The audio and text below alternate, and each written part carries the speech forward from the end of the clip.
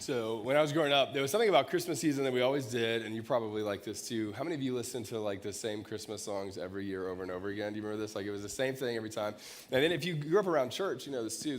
There's only like a handful of like the popular ones that everybody knows, and then a lot of times you'll get the ones that nobody knows, and they'll just kind of randomly be there part two. I remember as a kid there was a song that would get sung over and over again, and it had this like specific line, and it talked about the thrill of hope. And I remember talking to my mom about this as a kid, and it's so fascinating to think of the idea of being like thrilled by hope, because oftentimes we assume that hope is just kind of present, right? And you come into the Christmas season, as much as we've talked about the joy around it, there's also a piece of this that can be painful and difficult. There's all sorts of things that we feel around the Christmas season.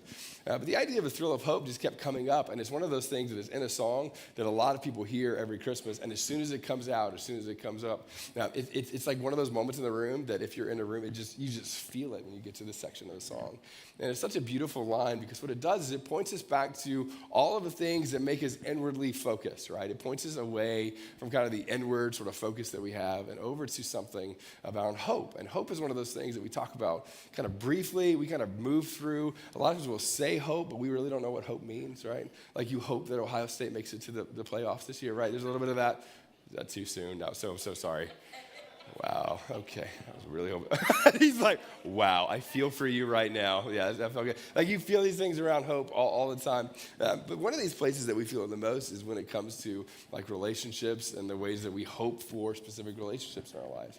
Now, I'm going to ask you a question, and I love this. How many of you remember the first time that you said these words to somebody growing up? Does anybody remember this? Like you say it to your parents. Did anybody remember the first time that you said this out loud to somebody else? Did anybody do this? Or maybe more fun, how many of you remember the first time you said this to somebody who was like a boyfriend, girlfriend growing up? You know what I mean? Like, we did this growing up when I was a sophomore. My mom instilled in me, like, you don't say it to a girl until you really mean it. Like, you really, you got to say it. So, of course, at 15 years old, I was sure that I was ready to say it. And I looked at a girl, and I told her this. And then we ended up breaking up like 3 months later. Now, the problem with this is I actually worked for her dad. So I was a worship leader for a long time.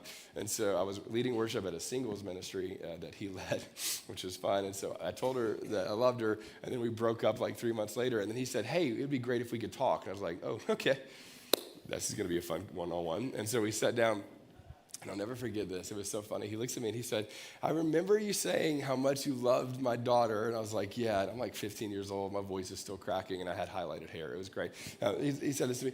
And then he said this. He goes, but, you almost like just threw it around. Like you just said it kind of like, I love you. Like you just threw it around. He goes, like, I get it. Like maybe you loved her, but you also love hot dogs. And I went, I do love hot dogs. I do love hot dogs. And in this moment, I'm not sure which one I love more. Like there's a little bit of that, I didn't say that out loud, but you felt this, like we just throw around these words sometimes, like I love you, right? There's a little bit of this where we just throw it around. And I'll never forget, he's like, you know what? You say I love you, but what does it actually mean? Because we actually use that word to describe lots of things. I use that word to describe this. I love Kit Kat bars. Anybody else in the room love Kit Kat bars? Do we have anybody else? There we go. You know what I also love? I love the Atlanta Braves. Is there anybody else in the room other than me that loves the Braves? Again, I'm winning. Thank you so much, Mark and Charles. There you go. Right? I love the Braves, right? My kids love the Braves. We watched every Braves game that we could get our hands on this year, right? We do this all the time. Another one, you may know this. I love Psych. Anybody ever watch the TV show Psych? If you know, you know, right? You should go watch the Ernest thing, but then you should watch Psych afterwards, right? It's both, right? It's great, right? You get it. Like, I love Psych. If you were to ask me what's my favorite TV show, I wouldn't just say, like, I like Psych. I would tell you, like, I love Psych. Like, it really matters to me. And then the other one, some of you know this about me as well. I'm a frequent, I realized that I actually might be, because I actually met the manager recently. I think I'm their top customer. It's great. But you know what's funny is when we talk about love, right? We talk about these things. I can say I love you to all of these things. In the English language, we use that word very like flippantly. But you know what I also love? I also love my kids. So I'm going to shamelessly plug my kids. I know, that's what I was going for. Thank you so much. Yeah. Right, I love my kids. Now, here's the thing about my kids. You know this too. I can use the same word to say I love my kids that I love to say I love Kit Kat bars. And there's a piece of this that goes, it's just not the same thing, right? It's just not quite the same thing. And not quite. It's not at all the same thing, right? We use love to describe the way that I would talk about my daughter in the same way that I would talk about chicken nuggets. And sometimes we assume that we all know what we're talking about. But this is sort of like an English thing, right? This hasn't always been the way that this has been communicated, right? Now, our word for love represents so many different types of meanings. It represents so many different things that we might do. Now, let me ask you real quick. We'll just do this together just for a second. Now, how many of you, shout out something that you love that's not family, right? Just shout out something that you would say that you love. Anybody? Coffee? Do we have any coffee people in the room? Coffee? Yeah. What's another one? Yell out something else that you love. Golf? You say golf? Do we have any golf fans in the room? That's what I would have asked for Christmas. Yeah, that's great. What else? What else do we love? Cats. No, we do not. No, we do not love cats. No, we do not. No, I was kidding. Where are my dog people at? Any dog people? And where are the people that are wrong? Go ahead and raise your hand. Where are the cat people at? There's 3 of you. You have 3 cats. I don't know what to say. That's great. You would say this. There's all sorts of little things like this that we would say that we love, but for us, come on, coffee and cats is very different than the person that you're sitting next to that's your spouse or something. There's very different ways of communicating love.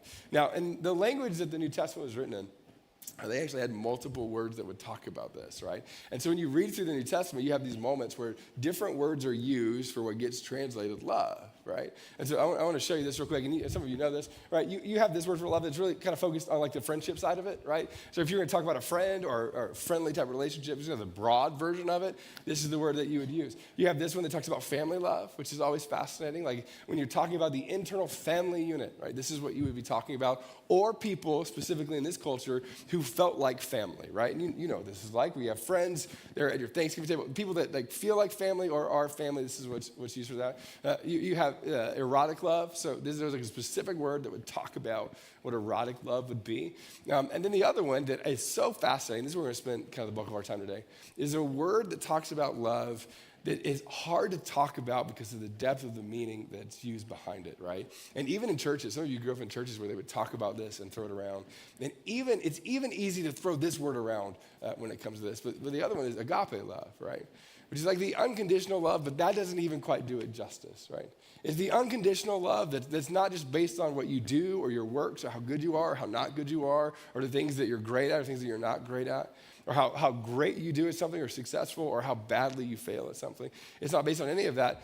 It's a love that's just based on the fact that you are breathing and are being. It is agape love that is deeply sacrificial and unconditional for the person.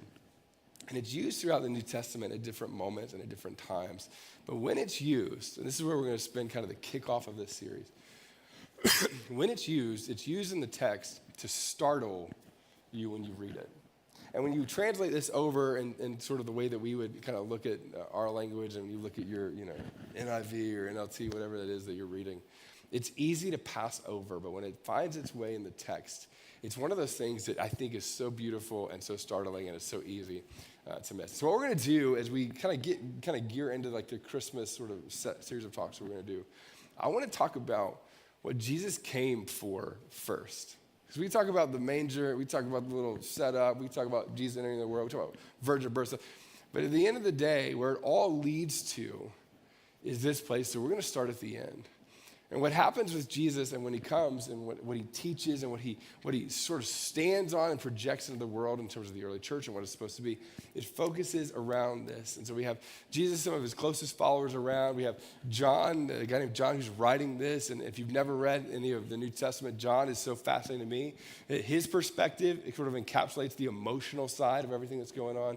And so here's these words that John pens around this idea. Here's what he says. This is Jesus teaching, and he says this. My command is this.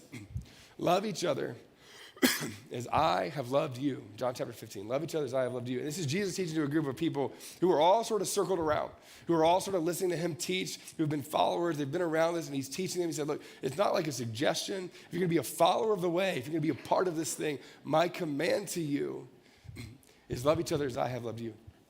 And the cool part about this is when we read this, you can read this like hot dog love, you know what I mean? You can read this like Chick-fil-A love, or you could read this in like the unconditional way. You could read this in so many different ways. The word that's used is sort of the highest form of it, which is agape, right? And what's so fascinating about this, and as we see throughout the rest of the text, my command is this, that you like agape one another as I have like agape loved you. And I'll tell you this, especially for the fellas in the room, if you're like me, this is when I stop listening because it's a love passage and it's going to hold each other at the end. It's the Nicholas Sparks thing, we're done, And it's not. Because the kind of love that's taught about when it comes to this unconditional, this sacrificial, this giving up of is messy and sort of like violent and weird and hard, and it's difficult. And it's difficult in the moments when you actually don't want to love somebody else. It's difficult in the moment when other people have betrayed you. It's difficult in the moments when other people are unkind. It's certainly difficult in the moments when somebody talks about your kids. Anybody ever had somebody talk about your kids and the immediate response was like, a little bit of that, Like there's a little bit of this where you feel the weight of that. And agape love is one of those things where it's hard to give when we don't want to give it. And what Jesus does and what Jesus teaches, like my command of you is this. It's that you give this kind of sacrificial love. And then it goes on, verse 13, it says this. It says, greater love has no one than this, to lay down his life for his friends. And the question then becomes like, who's my friend? Who are we actually talking about? And here's what's so powerful and beautiful and undergirding in the text. It's not just the person that you are friendly with. It's anybody. It's anybody. Greater love, no one then would lay a life down for a friend. And the question then for people who were early followers of what they would have said the way or Jesus' teaching is, well, to what extent do we take it and who do we model it after, right? And they would not have known this as it was being taught to them, and they would not have seen this in the way that it was being taught. But what Jesus would do is he would come and he would just model it, and he would model it in a way to a group of people who certainly didn't deserve it, a group of people who did extraordinarily terrible things, and he modeled in a beautiful way what it looks like to give his life for others. Now, I love talking to people who are skeptical about faith or not followers of Jesus, and this is always so fun. Most people aren't debating whether or not Jesus was like around, right? Most people are kind of like settled, like there was a guy named Jesus, one of these things. And most people aren't even debating whether or not he was crucified. Like there's enough evidence around, like, yeah, he was crucified. And what's so fascinating at the guts of this is even if you're not a follower of Jesus, the idea that someone would come and lay down their life, not for just for a person, but for the world, to give their life for something that big, that's something that's so beautiful and admirable. And even if you don't believe that he rose from the dead, there's something powerful about it. You almost wish it was true.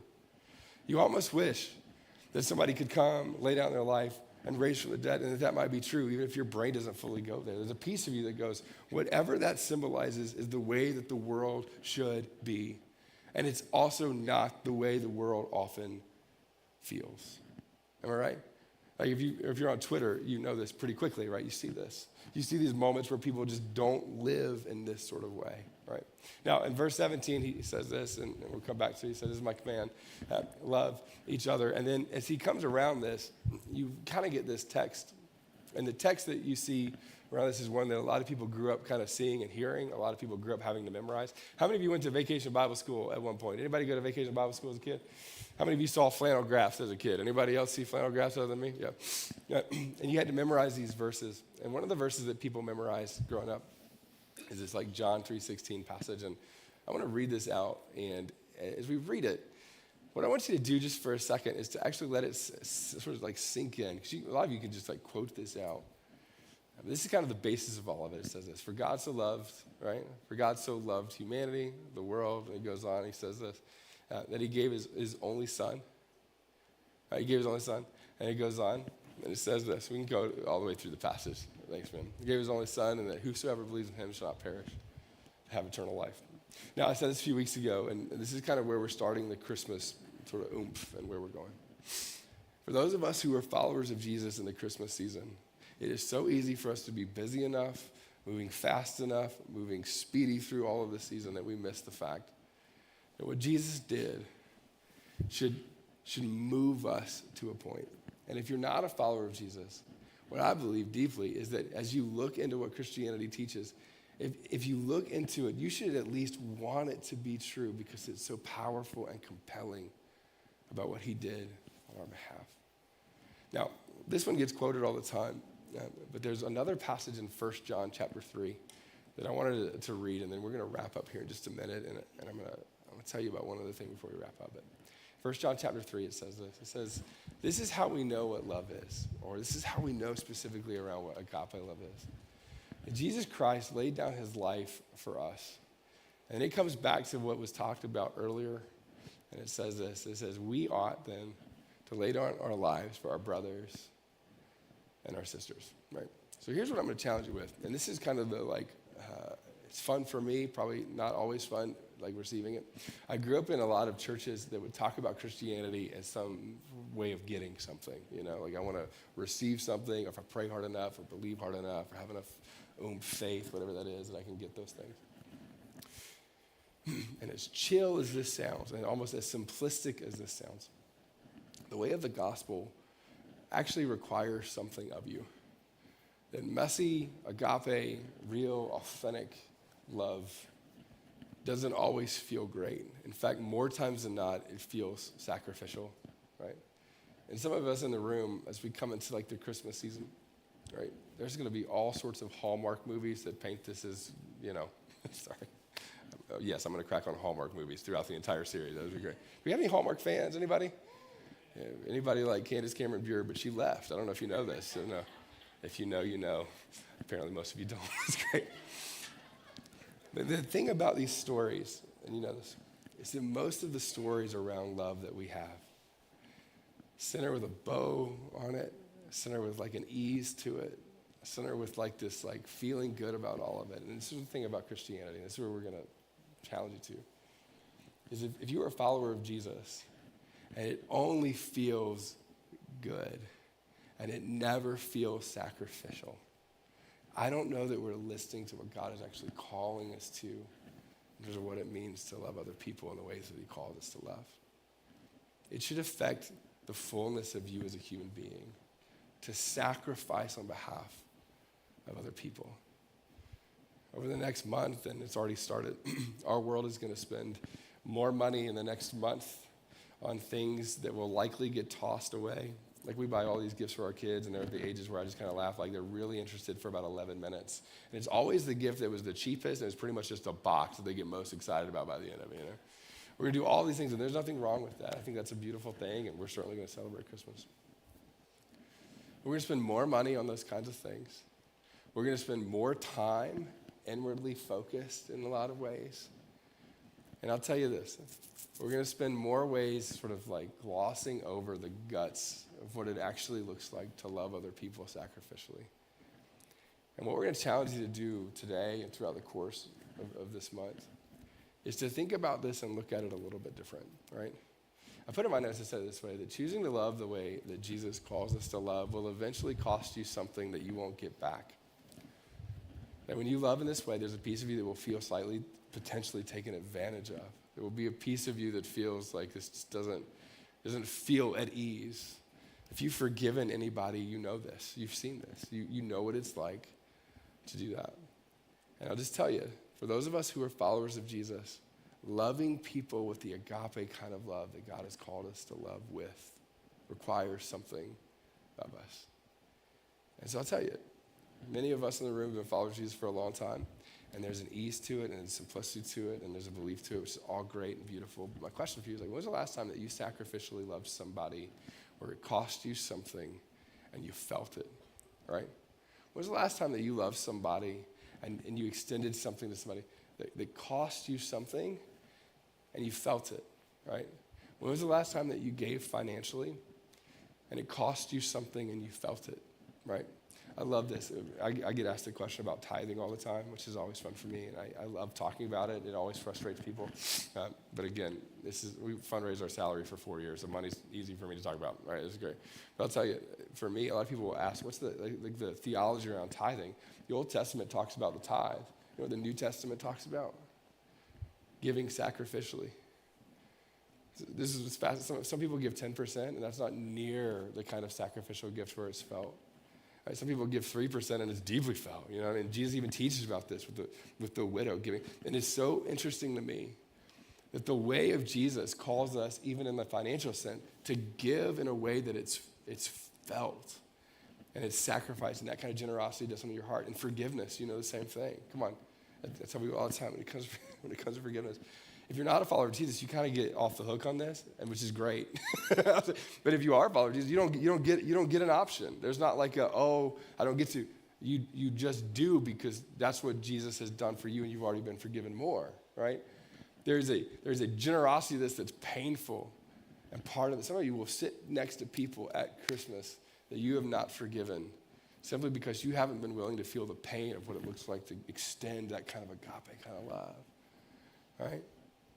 And this is the thing that I'll say, and then we're going to wrap up here in just a second. For the local church and the people of the local church to appear like the New Testament church, and what it requires of us is to embrace the fact that it requires something of us, that love does.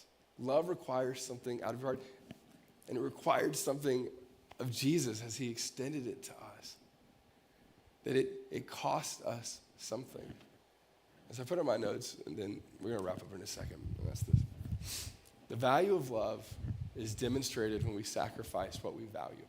Right? The value of love, right, is going to be demonstrated when we sacrifice something that we value. And so here's going to be my challenge to everybody at our church, right? And this is one of those things that I hope is kind of like one of those 100% participation deals. So if you call Nuvo home, what I would love to do is like, this is all of us to some degree and some level. What I want you to do, and we're going to give you just a minute here in a second to think about it. I want you to think over the next 30 days. I don't know, we're like the 4th, 24, 5, whatever days. How many days are left in December?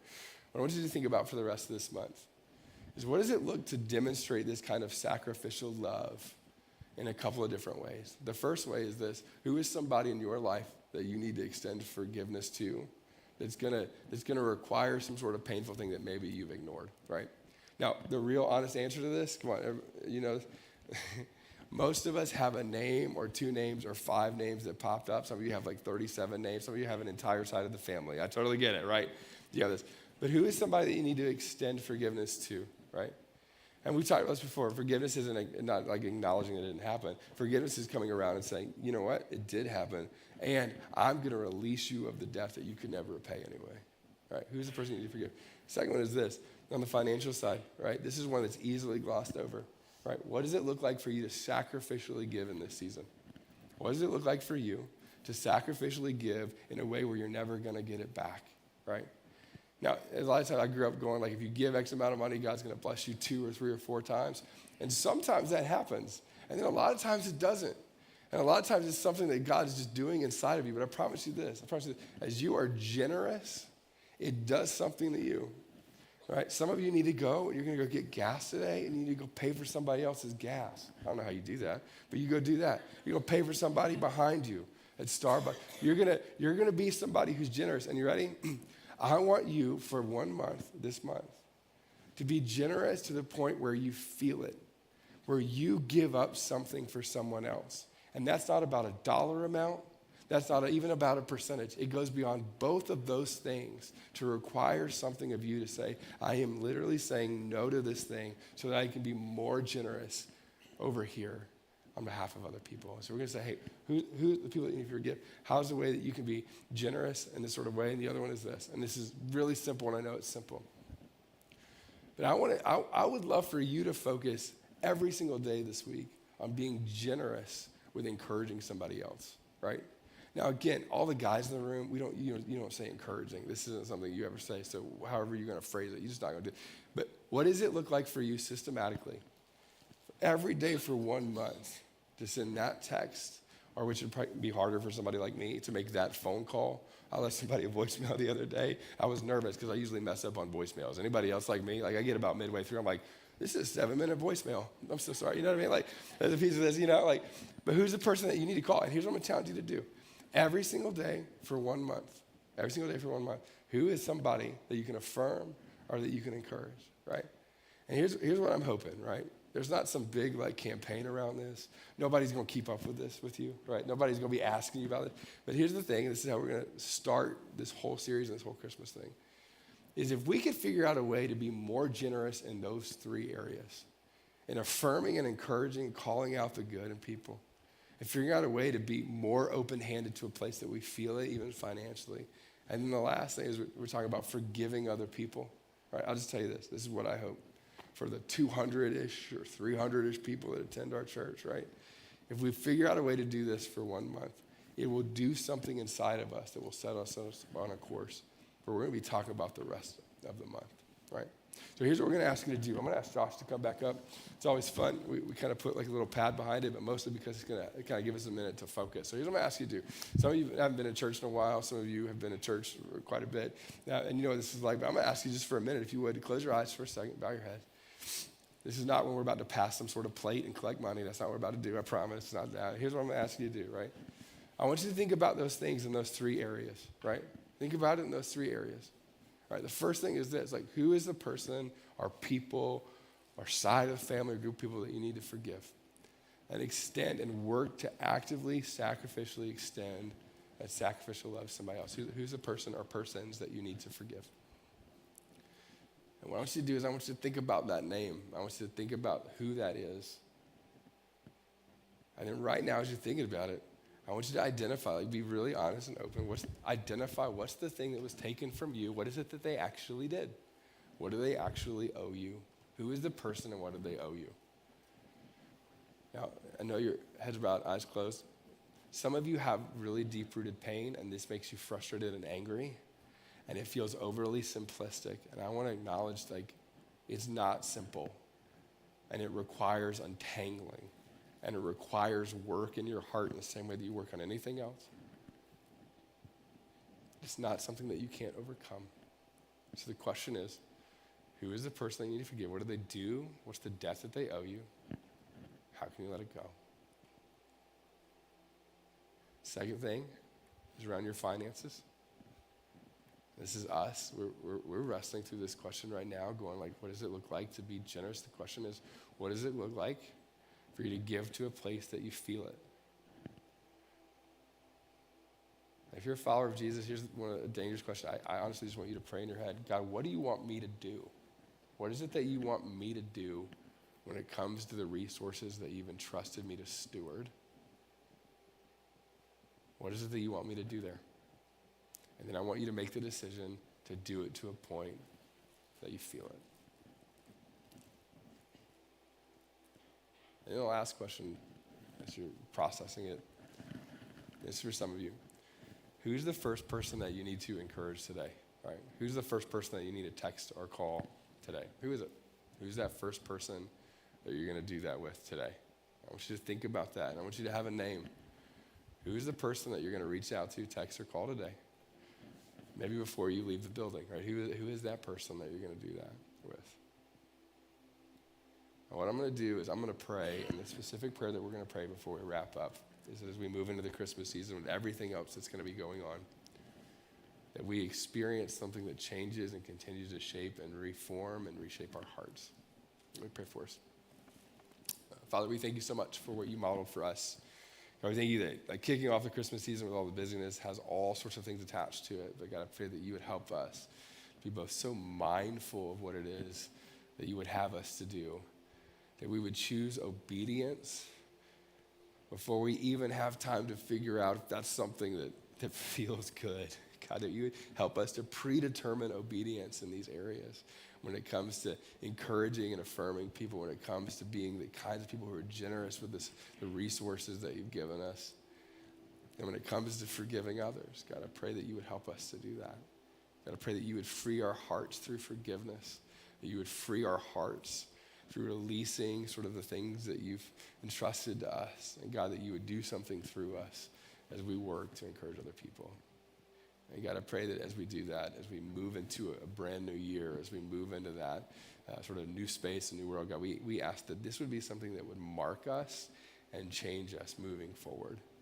As much as we're going to celebrate the gift that is you in the world over the next month, God, I pray that it would start with a place that really had ended in some ways in the scriptures, and it would be this place where you modeled for us this kind of unconditional love, an extreme form of love for other people.